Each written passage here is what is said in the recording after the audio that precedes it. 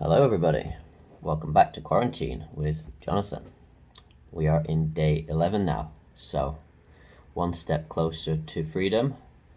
3/4 of the way through, I believe, if I've done the maths correctly. 11 day, I think it was at some point today, I think it was something like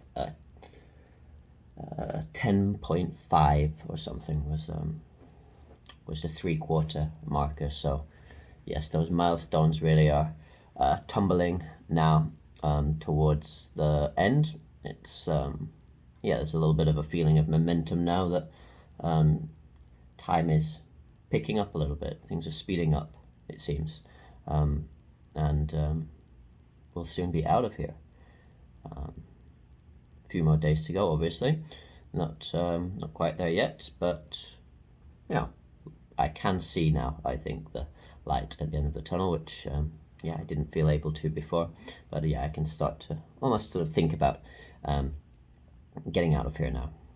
And that was something I was struggling with a little bit at the start of the process. A lot of people, when they were sort of, I said not a lot of people actually, one or two people, when they were trying to cheer me up or give me something to look forward to, as it were, they would talk about imagining you're going to be out of here. It's not that long. Someone told me after like a few days, like after 2 or 3 days, they'd be like, oh, it's just sort of a week on Saturday you'll be out, and you can do whatever you want again. And at that point, like, I really didn't want to hear that. Like a week on Saturday seemed so far away, like such a unsurmountable amount of time to contemplate being in here. Given that the time I'd already spent at that point seemed like an age. I didn't want to hear about. I didn't want to think about a week on Saturday because thinking about something when it's too far away can have the opposite effect of sort of motivating you to get through, or it can make it seem impossible. It can make it seem like futile. And so, in the early days, I wasn't really thinking about how it would feel to get out again, and be outside, and for things to be normal again. But now I sort of can. 3 days. As I mentioned a few times, the last one, I will actually be able to go out for a little bit. So only really 2 days of being locked down here the whole time. And so that's a good thing, a positive thing. A few people noticed that I was in a pretty downbeat mood last night when I made the video. I'm feeling a bit better today, as hopefully you can tell. It wasn't that I was sort of really down or depressed. I just felt that kind of flatness that I talked about, and my uncle in his email mentioned. I'm probably going to pronounce it wrong now, but let me see if I can get it right. I haven't written down the pronunciation, but there's Axadicia, something like that. This concept that apparently monks. It was so interesting. So sorry, Peter. I'm going to share it with everybody. But the idea that of a sort of a torpor. I like that expression. I think I know that expression from what bats do when they sort of sleep, go through a long period of energy conservation things. So it's one way to think about it. But this idea of a low level of depression and irritability and something that the noonday demon. I like that idea. That made me think of something else actually as well, the noonday demon, because apparently these monks in the coming from the Middle East desert traditions of monasticism, they would suffer more greatly from this sort of depression in the middle of the day when it was hottest. So maybe that's something similar. that I'm going through. It's definitely a low level of depression. Yeah, I think that's an undercurrent through the whole time, and I come up a little bit and then down a little bit, but the whole like baseline sort of happiness is lower than it would normally be. So the highs aren't that high, and the lows are lower than you usually are, than I usually am. Obviously, that's to be expected in this situation. Someone else told me when I was chatting to them that they they knew people, like family, that had been in quarantine and were actually fine. Like, didn't mention any of the sort of things that I was struggling with, or they seemed fine. And it was and someone said to me, but you're an outdoor person, so that's why it's harder for you than some people. Like, some people are indoor people. And I think someone else mentioned, the idea of extrovert and introvert personalities, and how an extrovert suffers more in this sort of situation.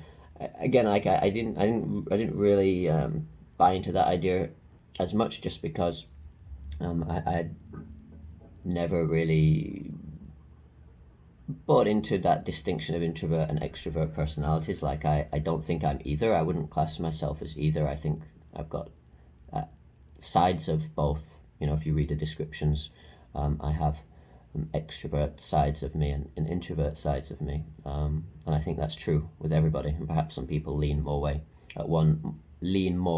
to one way or the other on that. But yeah, being an outdoors person, I mean, that is true. Although, I do spend a lot of time indoors in my normal life as well.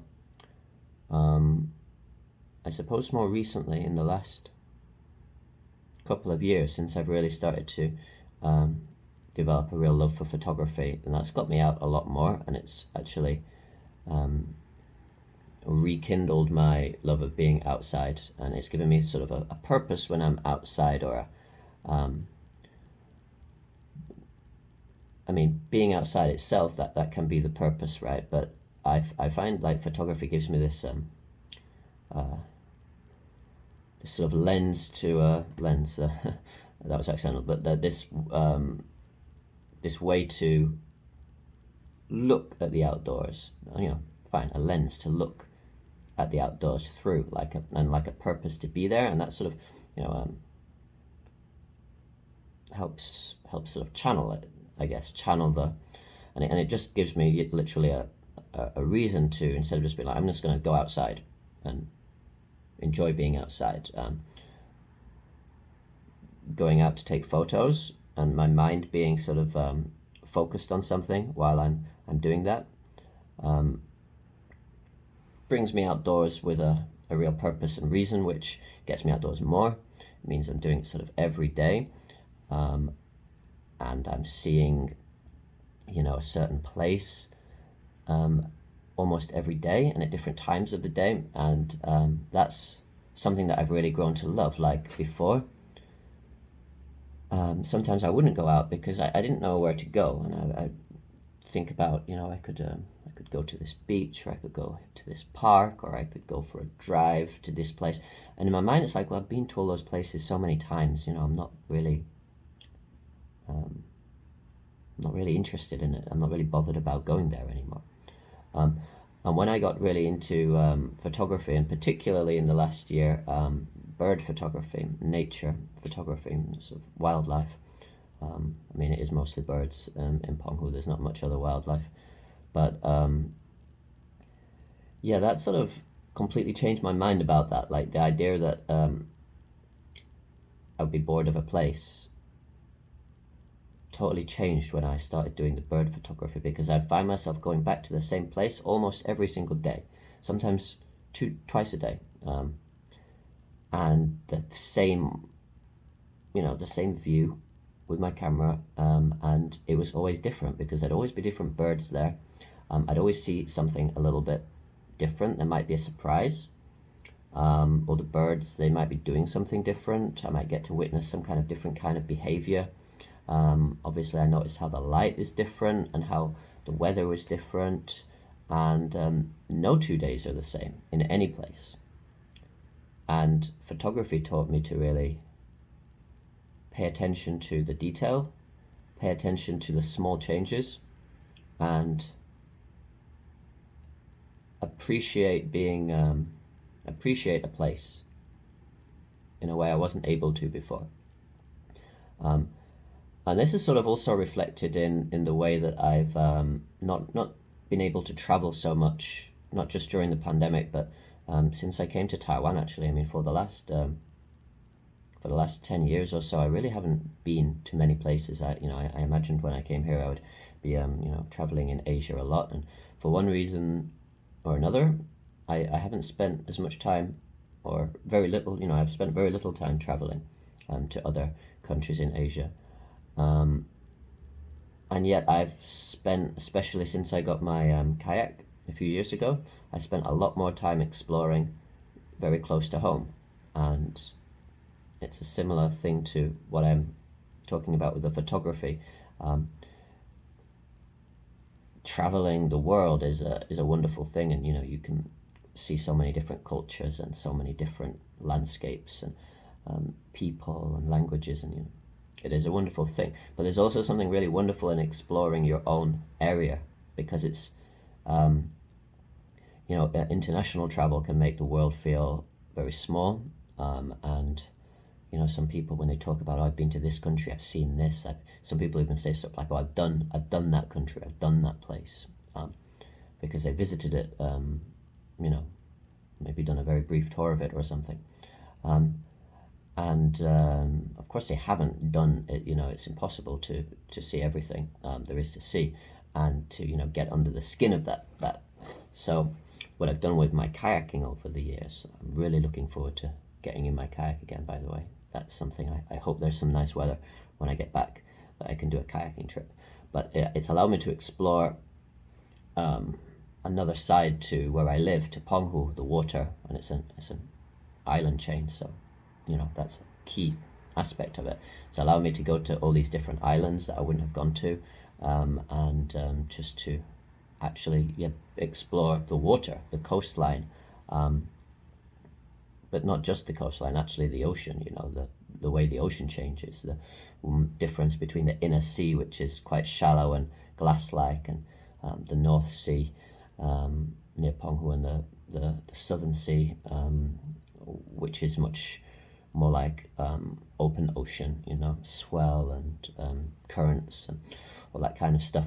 So although I haven't traveled internationally, and in the traditional sense, I've traveled a lot in the last few years, on a smaller scale. And when you narrow in on something like that, it becomes much bigger.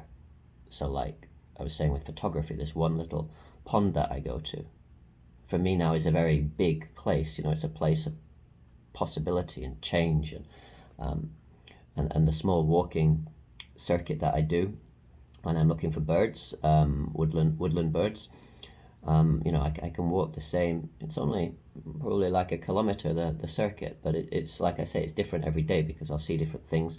The weather will be different, conditions will be different, um, and yeah, that brings me a lot of satisfaction and a lot of pleasure. And although it would still be nice to travel internationally again, I don't feel the need to so much, because I feel you can get something else, perhaps something more meaningful, out of really exploring the local area, and seeing it through a different lens. To I'm sometimes amazed when I see people walking. They're walking like with their head down, and they're like exercising.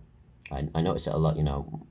As a photographer, you notice how other people see the landscape, and compared to how you see it, especially when you're doing birds, because they're so tiny, and your eyes become accustomed to spotting the tiniest movement and the tiniest bit of color, and then like zooming in on it and finding out what it is and getting pictures, hopefully. I was in the woods a while ago, and there was some construction workers there doing something, and there was an old guy sat in his truck, and he was obviously curious in what I was doing, and he sort of said hi, and was asking me what I'd seen and something. He was a local guy, and he'd worked in these woods a lot. He'd done many projects here because it's sort of forestry management and that sort of thing. And I just started showing him the pictures that I'd just taken, literally, of a few birds, and he was amazed. He was like, "We've got this bird here." He's like, "I've lived here all my life. I've never seen this." And I was just like, "Wow, I see it every day. Literally, I take pictures of it almost every day." Um, yeah, he was gobsmacked, like that. This thing was so close to him. It was literally like 100 meters away from him. And my camera gave me a way to actually capture it, as though it's a large object when it's very small, and also the fact that I was doing photography meant I was like tuned to these small little things. So you can know a place on so many different levels, and he probably knows a lot more about Penghu and life and culture and things than I do. He looks at things through a different lens, but yeah, this idea of exploration, and the discovery that it can happen in a place that's very familiar to you and that you know very well. There is still so much to discover. Is a nice thing, something I really enjoy. So yeah, I mean that's something I'm really looking forward to, and went off on quite a tangent there. I can't exactly remember how I got onto the subject of travel and noticing the small things, but I think it's something that also happens in some forms of captivity as well. You become when you're given less, you become more sensitive to every little thing. So that was something I always remember from reading the Handmaid's Tale, in the opening chapters of the book. She talks a lot about the sensation of like touch, and when you're deprived of things, how you learn to appreciate all the little things a little bit more. I don't know if I've experienced that in here, possibly because, like I've said a few times, I have had so much to do in here. Actually, I haven't been bored, and I haven't been starved of stimuli or anything like that. And perhaps if I'd purposefully done that to myself, like not brought in all my gadgets and being like, this is going to be a like a mindfulness retreat or something, I'm going to treat it as I am going to be monk-like in my time here. Rather than seeking to distract myself, I'm going to embrace the sort of deprivation, and go journey inwards. And I can't really pretend that I've done that. I have been experimenting with meditation, but again, only just scratching the surface there, really, and discovering what it might have in store for me. But yeah, there you go. So that's that little tangent over. I thought I had nothing to talk about today, but I found things to talk about. This is not scripted. I'm looking at my notes now to see what I was going to talk about. I've only written down like 3 little bullet points. So there we go. I've done 18 minutes of rambling. That's all free bonus ramble there. But yeah, we have lots of things to look forward to when we get out of here. Kayaking is definitely one. Photography is one. And being back in my little corner of the world is exciting to me, again, because I'm not bored of it, and I don't think I could ever be bored of it now, especially now I've discovered the joy of like bird photography, and landscape photography as well. I still do a bit of that. I still do that, not as much as I did, but that's a similar idea, because you can go to the same beach every single day, and you can take photos there every single day, and you'll never have 2 photos that are the same. Like, it's impossible to do it. There will always be different light. The ocean will always look a little bit different. It doesn't look the same 2 days running. So yeah, I'm very much looking forward to getting back to my little corner, having had these various experiences traveling and being in the UK and being in here. Yeah, I'm ready to be back, and I'm going to hopefully be appreciating everything even more. after this. Yes. So yeah, one of my little bullet points to talk about today was about getting used to something. You know, the fact that I feel now that I've gotten used to this this life that I have in here now, and that might seem a little bit melodramatic talking about like it being a life in here. I've been in here, you know, not 2 weeks, but as I mentioned a few times before, you know, time stretches out when you're in a small space like this. So for me now, I've got to the stage where I do feel used to it, and like that has, what does that mean? It means it sort of feels normal now. You know, I wake up every day. I'm not wondering where am I, and then remembering, and you know, having to deal with that sort of initial morning wave of, oh God, I'm still in here. How many days left, and that sort of thing. That sort of hit me in the early days. Yeah, I've got used to it, and that made me think a little bit about whether it's a good thing or not to get used to something. You know, when something that's not normal and not particularly pleasant, or you know, not something that you would wish to be doing, becomes normal, you get used to it. Your whole perception of it sort of shifts a bit. It stops becoming this weird, horrible thing and starts becoming normal. And part of you resists that. It's like I don't want this to be. You know, I don't want to get used to this. What if I come out and what if it's true what people say that I won't want to leave? Some people said, oh, you might find after 14 days you don't want to come out. And I was like, God, I really hope not. That's you know, that means something has gone wrong if I feel like I don't want to leave after the 14 days, or if I miss this little room. That would be a bit weird, a bit scary. But I do feel used to things now, and it made me think about something I've read or heard a few times in various places, but the idea that humans can get used to anything, basically, you know, any condition. It's a, you know, I don't know if it's a uniquely human thing or an animal thing, or the idea that we can, no matter how bad something is, you eventually get used to it, and it becomes normal as a sort of defense mechanism, as a way to survive, a survival mechanism.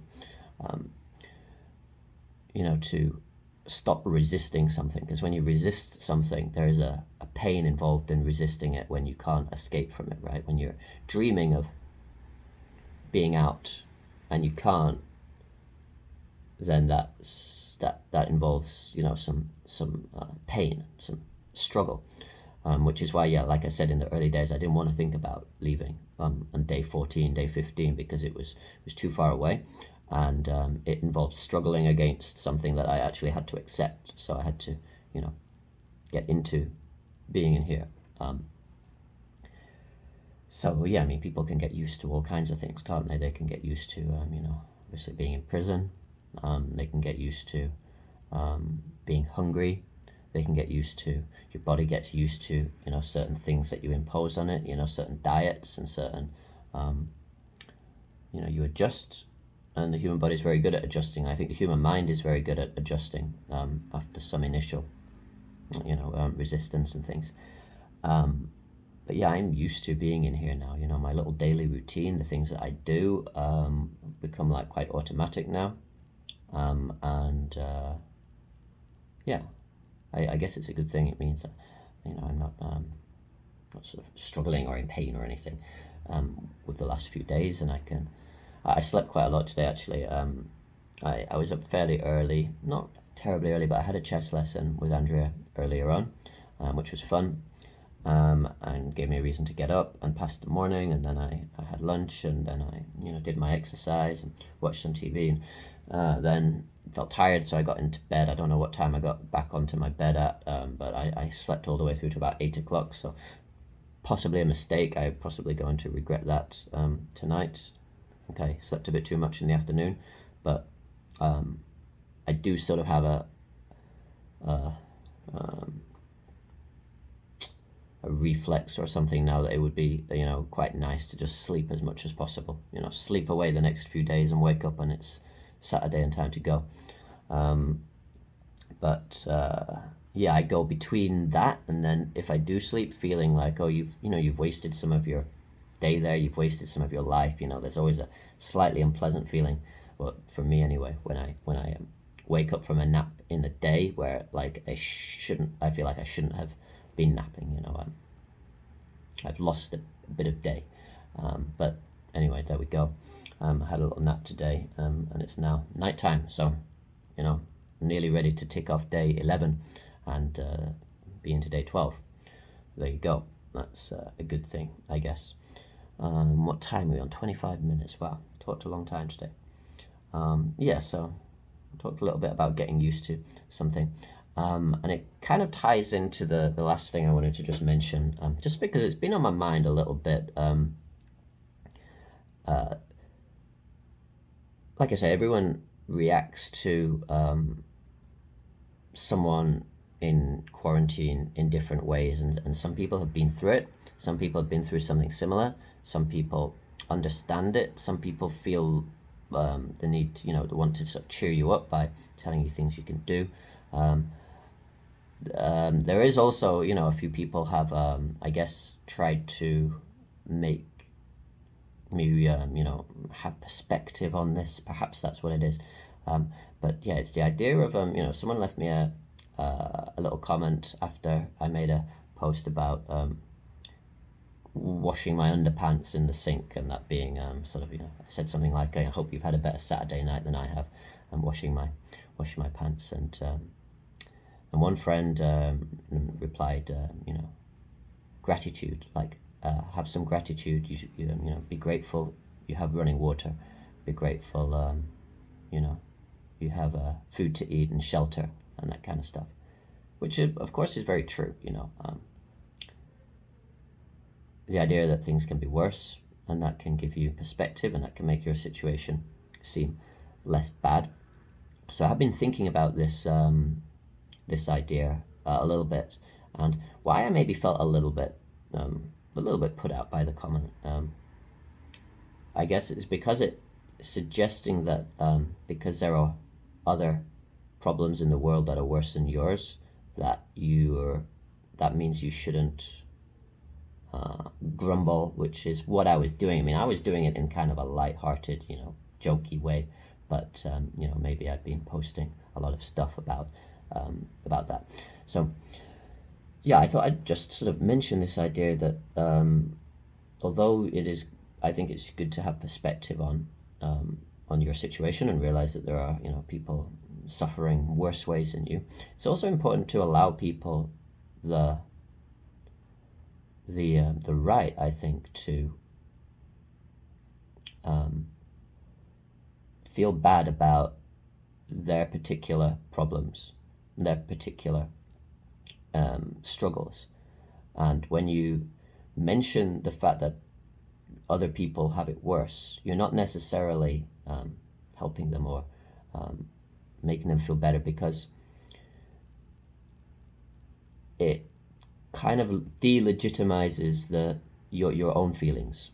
So there are lots of people that suffer from mental illness. There are lots of people that suffer from depression and feel incredibly stressed with their job, with their studies, with a number of things. And there are lots of people that will, despite the fact that they live in a developed country with running water, shelter, food, security, wealth, prosperity, they might take drugs, they might have to see a counselor, a psychologist. They, in some extreme cases, people will even commit suicide. So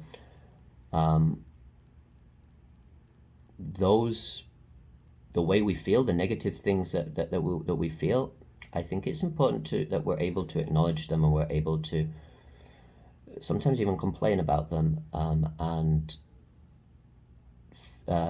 not feel that because other people have it worse, we don't have any reason to feel bad or complain or that our own struggles are unimportant or are irrelevant, because, like I said, we all have our own world that we live in, right? Our whole world is in our mind, and if you feel something is wrong in that world, the idea that there is something different and perhaps more fundamental wrong in the world of somebody else, it's not necessarily going to help you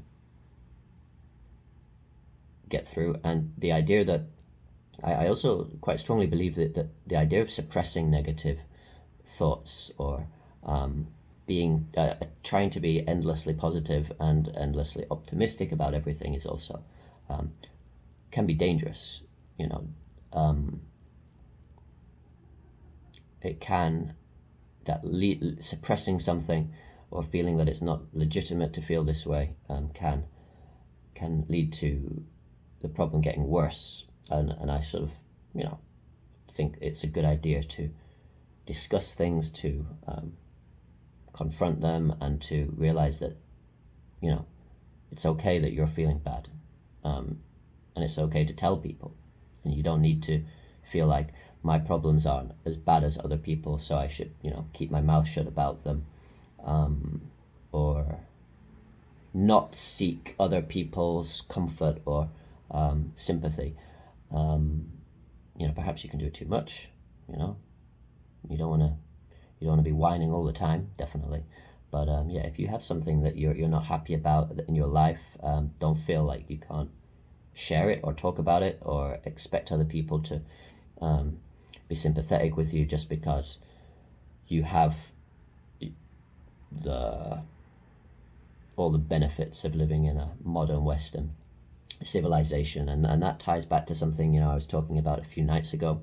The idea that when your basic needs and survival needs are all taken care of, and you have that running water, you have that shelter, you have food, those concerns are taken away, your brain, just because you're human, will create new problems for you.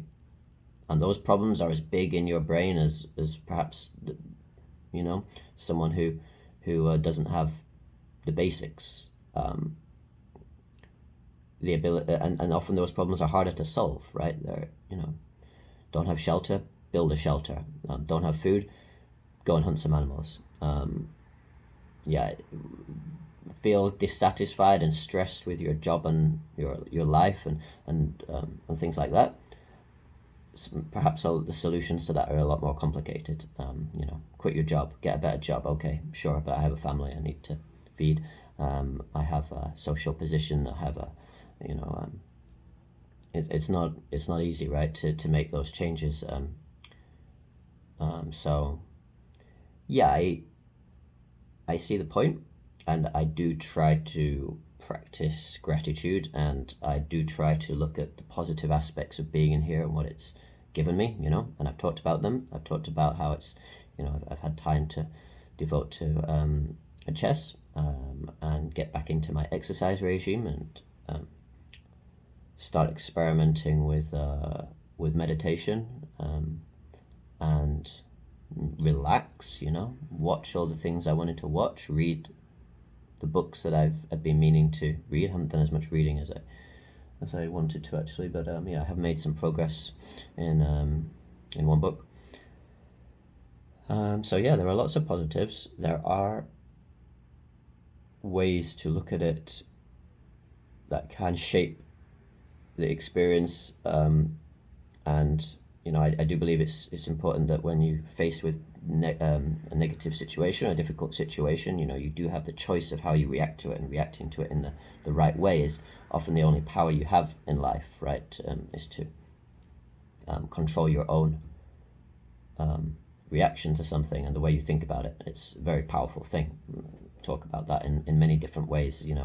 Lots of books talk about that. It's kind of like mainstream idea now that you can't control the world, but you can control how you feel about it and how you react to it, and I'm a big believer in that.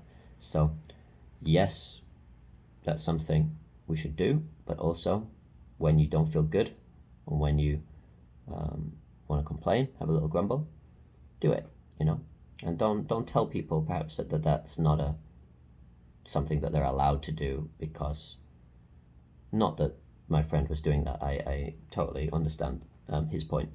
But I think we should be a little bit careful telling people, be grateful. Be grateful for the things you have, you know. If the subtext of that is your concerns aren't important compared to that, because they are. What you know, the things that you worry about, the things that make you feel down, depressed, or stressed, or any of that stuff, it is legitimate, and it is okay to feel bad about it, and you should talk about it. Yeah. So there you go. That's my thoughts on that. And, don't really have anything else to add. I'm at 35 minutes. It's one of my biggest videos. I have a feeling my phone might cut out at any moment, and so I'm going to leave it there, I think. Tick off my day 11 on the chart, get myself into day 12, which will be the sort of, you know, last 2 days where I don't get to go out at all. Day 14 is, you know, PCR test, packing, and yeah, I'm happy I've made it through this far in the video diary, and that I haven't given up and I haven't stopped. You know, on the days where I've been feeling down, I haven't felt like making the videos, and I forced myself to, because I was like, no, that's the reason you did it in the first place. It wasn't just to be happy all the time. It was to be honest. I wanted to be honest throughout the thing about throughout the little series about how I was feeling, and yeah, share the ups and downs of this this little process. But yeah, I'm in quite a good frame of mind today, feeling well rested, and yeah, looking forward to being out of here in a few days. So thanks for watching. You guys take it easy, and I will see you again tomorrow. Bye now.